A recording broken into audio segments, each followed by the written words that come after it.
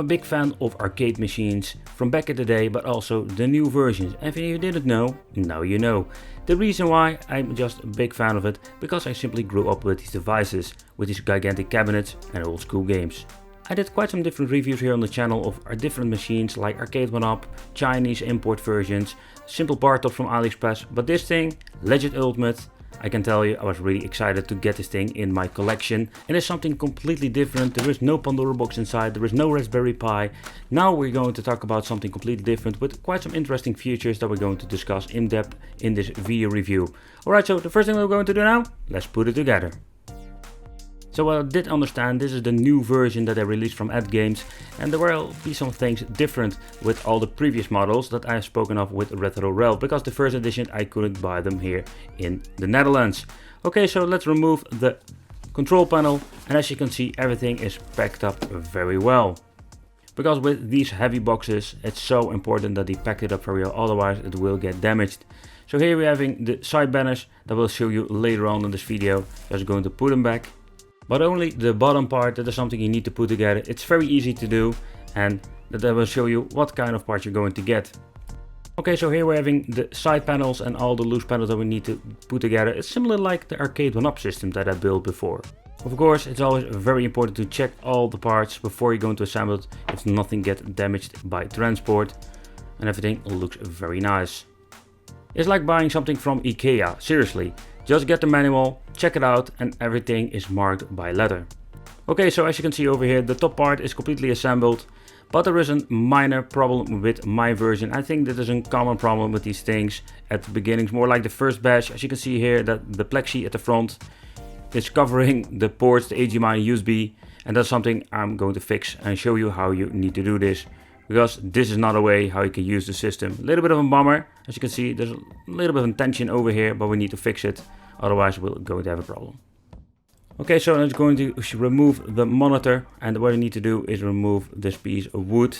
That's the first step that you need to do. Next step, let's remove all 6 screws from the monitor so we can pull it out very gently. Okay, the next thing that we're going to do is lift it out of the position. Be very careful with this. And don't get anything of filth or dust between the display and the plexi, otherwise it will trapped between and it will be freaking annoying. So if you're fixing the tape here in the middle, that's the only thing you need to do. Put it in the right position and your problem will be solved. That's it. Okay, so in the side of the box we're finding the 12 volt 5 amp power supply that will give juice to the mainboard and the monitor. And of course we're going to get this collection of screws. Everything is put in the perfect position and marked with a letter. So check your manual. That's the only thing that you need to do, because when you're checking it, it's very easy to see how you need to put it together. Okay, so the bottom part is assembled and now it's time for the control deck. But one of the reasons why I really like the Legend Ultimate already, simply because we're having so many new ways to play. We're having a trackball, we're having spinners, and putting this thing together on the cabinet is very easy to do. You only need to connect 3 things. There's the white connector over here, the USB, and of course the one for the power supply, otherwise the device will not power on. And this is the only thing that you need to do. When everything is ready to go, you need to put the 2 screws over here at the right and the left top corner. And when these are assembled, the next thing that we need to do is going to put the side buttons in position. And that's pretty cool, so if you want to play some pinball games, there's also a new way to play. When you're looking closely over here, you can see we're having 3 contacts that is needed for the side buttons. Okay, so what we're going to do is put them over here. Then the only thing you need to do is use 2 screws to put them in the position. And that's it. But when it comes to the art of the cabinet, there are some things you really need to know. I do like the Wreck-It Ralph on the side. But at the front, you're seeing all of the names. It's more like a little bit chaotic. I don't like it. But another thing that is very strange and unique, the way how they assemble the artwork, or the way, or better said, what they are doing with this. So the artwork in general, as you can see over here, this is not a sticker like the previous model. No. This is held by the plastic transparent screws.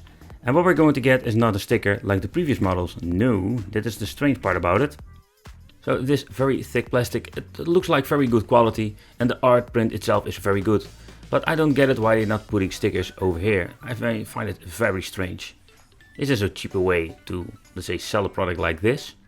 When you're assembling the, let's say, more like side banners, you need to keep in consideration that there are plastic screws, so be very gentle when you tighten them up, otherwise I'm guessing they will break off.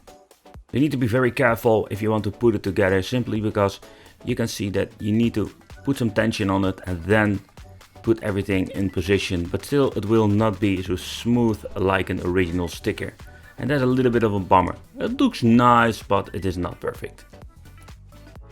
The LiDAR marquee is something that is very cool with the Legend Ultimate Arcade. But the way how it looks is something you need to decide if you like it or not. I don't have a problem with it, I think it looks pretty cool. But let's take a close look inside and why does it look like this. And the reason is just the way how they assembled the marquee.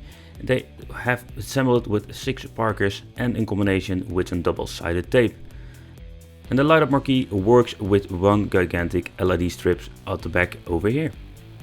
So with the Legend Ultimate Arcade, we're having 2 speakers beneath the light up marquee, and in my opinion the perfect position for the best audio experience. Okay, in the back you can see we're having 2 covers over here that will cover up the speakers. And then we've been looking at the main board itself, you can see the wires go straight from the main board into the speakers itself. But I was wondering what kind of speakers do we get, so I opened it up for you guys just to check it out. What kind of quality do we have? So we're going to get 10 watts of 8 ohm each speaker, so it got a decent amount of watts. But again, it's just hooked up to an amplifier that's inside in the main board. And the magnets are pretty decent, if you're looking at this. So but I'm very curious, how are the speakers going to sound inside this arcade machine?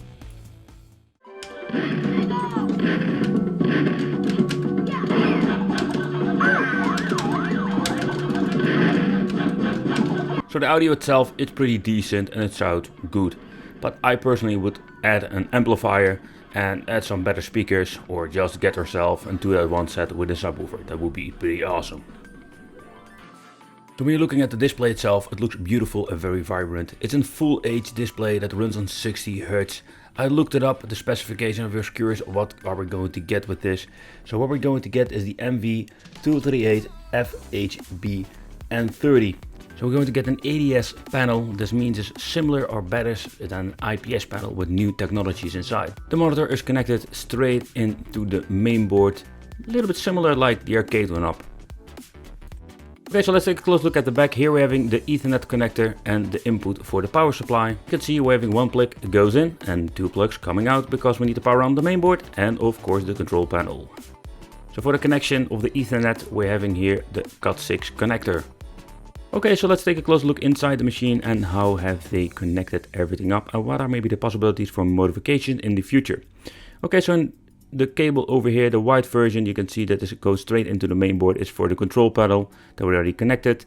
Here having the 2 connectors for the power, one for the control panel, one for the main board itself. Here we're having the Ethernet connector and the Wi-Fi. I think it's pretty cool that we can connect the cabinet both ways. Here we're having the cable comes from the monitor. You're going to get the signal and the power, and of course I've shown you before the cables for the speakers.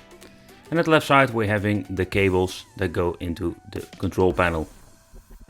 So let's talk about the control deck, because I think it's pretty cool having a spinner and trackball, 2 sets of joysticks. We have a lot of ways to play now. But let's talk about the controls and how is the joystick feeling. I can tell you the joystick feels quite nice. And I'm very pleased with what I'm seeing and feeling. Okay, next up the buttons. You're pressing it very hard, you can hear the spring itself, but these are feeling very nice. I played for some time and I'm very happy with the buttons. But let's talk about the spinner, because the spinner, these also feel very nice. And when playing with this spinner with some different games, I did notice that it feels very responsive. So a spinner is personally I have never had on an arcade machine before, and this is something that I always missing out big time, simply because there are so many games you can't just play with your joystick. So when I'm feeling the trackball, I feel a lot of resistance and it doesn't roll that smooth. But okay, when playing some games, it has a completely different way to play shooting games.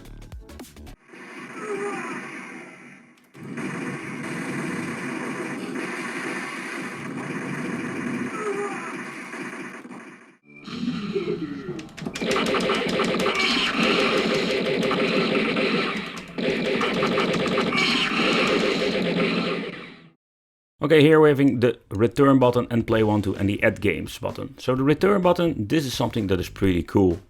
This button doesn't work with every game, but it's a fun way, or better said, it's more like a cheating way. You can return to a part of the game that you messed up. So it's pretty cool, very funny. Alright, so we're having here the play 1, play 2. Of course, we're going to need these for the console games. For the arcade game, you can also press the start button, and sometimes you need to combine it with the add game button. And in the menu, you can choose, let's say, enter coin. With normal games, you can choose the trackball speed, display mode. There are so many things you can change out. And of course, we're having the scan line filter. That's something a lot of people were requesting with the Pandora's boxes. So let's show you over here with the display mode. It's quite interesting. So as you can see, we can put in every aspect ratio you like. So that is something that I really appreciate with the arcade games or the normal games with the add games. Over here, we're having the on and off switch for turning the system on and off with one basic switch, very easy. We're having two clickish buttons. There are basically the volume controls. So when you're pressing them, you can change out the volume very easily. Most of the time I'm putting them around 80 up to 100 because the speakers are not that loud.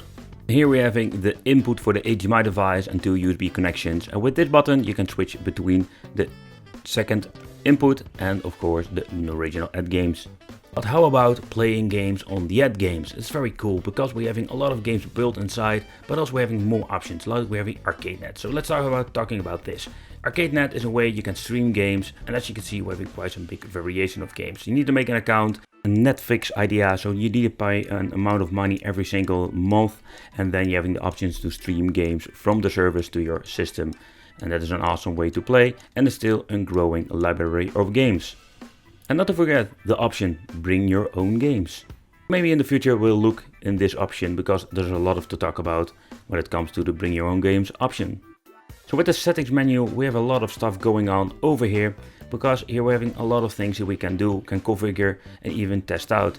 So that's very interesting in my opinion. As you can see here, we have Wi-Fi, sign in, OTG mode, version, we can even make an update. And with the update, it is something very interesting. We're also going to get sometimes new games.